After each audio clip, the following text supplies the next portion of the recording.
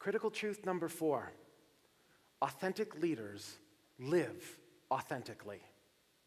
And you're probably sitting there and going, wow, Joe, did you write that one by yourself? That's pretty profound. Can we quote you on that? Authentic leaders live authentically. But let me tell you a story. I shared with you earlier that I have a brother Billy who's developmentally challenged. And he's had a huge influence on my life.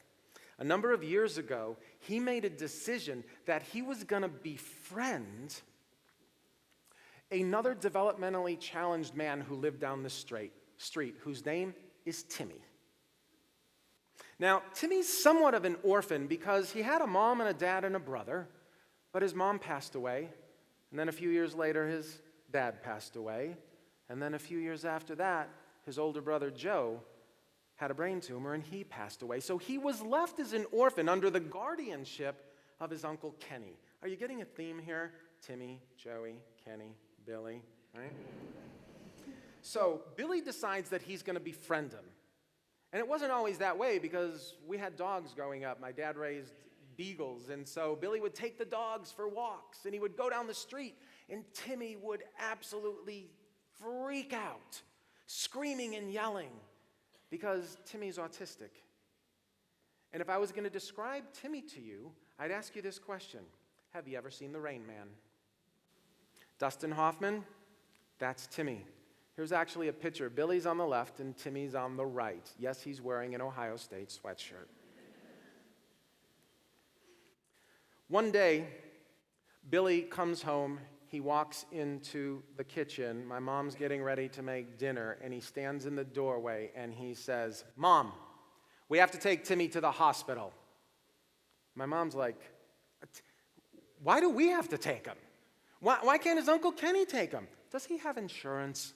What happens if he has one of those episodes? What happens if he has one of those breakdowns?" You see, Timmy is very much about being organized. Everything has to be in place. And when it's not, he freaks out. But his brain works in a crazy way. If you ask him a question and you say, "Timmy, October 14th, 1961, what day is it?" This is how he answers the question. "Joey Contrera. Your mom is Rose Contrera. She lives at 4407 Maple Crest, Parma, Ohio, 44134, October 14th, 1961. It's a Saturday." And he's never wrong. You could tell him October 14th, 1902, 1776, and he's never wrong. It's just how his brain works. So Billy's standing in the kitchen, and he's going, "Mom, we need to take him to the hospital." My mom is going through all the reasons why she can't. She gets done, and Billy says, "Mom, we need to take Timmy to the hospital, and we need to take him now."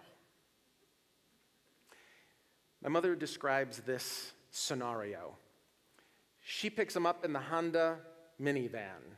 They pick Timmy up, they're driving to the hospital. Billy and Timmy are sitting in the back seat, and this is Billy. "Okay, Timmy, first of all, I don't want you freaking out." "Okay, Billy Contrera. Here's what I know, Tim. I know all the doctors. I know all the nurses. I know all the police officers at the hospital." And he does. They call him the mayor of Parma.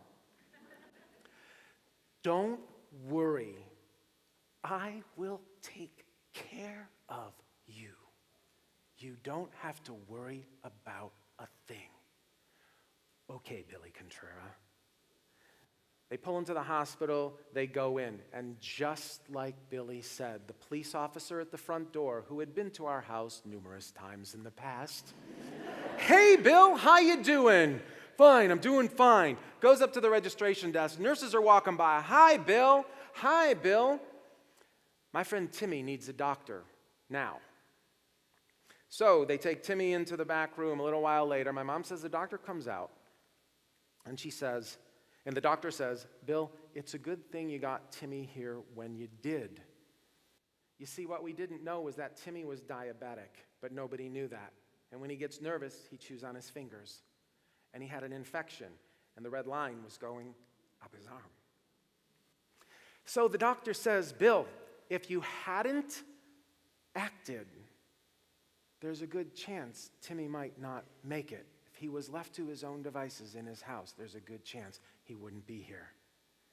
And I sit there and I think, I don't know a better example, a better story about an authentic leader who lives authentically with a sense of humility about serving others. If you ask Billy, hey, Bill, you a leader? No, I'm not a leader. But when you talk about the definition of a leader who is somebody who influences others to be their best, how can you not look at him and see a leader? So what do authentic leaders do? What did Billy do that made him so authentic? Number one, he showed up. No facades, no masks. Just showing up with who he was. The second thing is, authentic leaders know what needs to get done because they know who they are. They're clear and they're decisive. Billy was crystal clear about what was going to happen. He knew exactly what needed to be done. And the third thing is that they don't get trapped in reasons why something can't be done. They find ways to get things done with whatever resources they have, and people follow them because they trust them. Timmy followed Billy because he trusted him. And here's what I can tell you about my brother Billy. If my mom wouldn't have taken him, he would have kept calling people until somebody did.